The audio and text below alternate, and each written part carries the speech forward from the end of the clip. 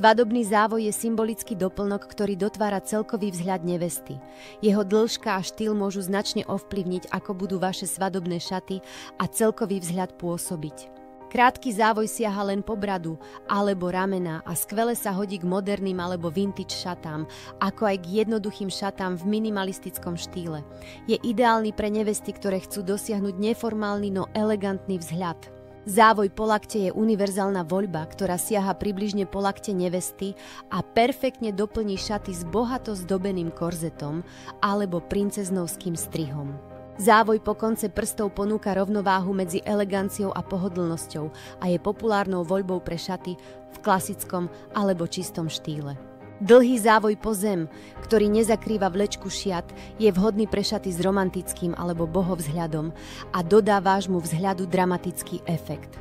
Kaplnkový závoj siaha tesne za dĺžku vlečky svadobných šiat a je ideálny pre formálne alebo tradičné šaty so sofistikovanou vlečkou.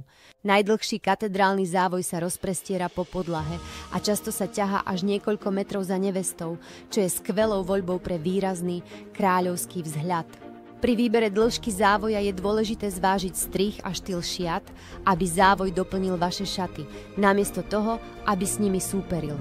Pri výbere dĺžky závoja je dôležité zvážiť strih a štýl šiat, miesto svadobného obradu a osobný štýl nevesty.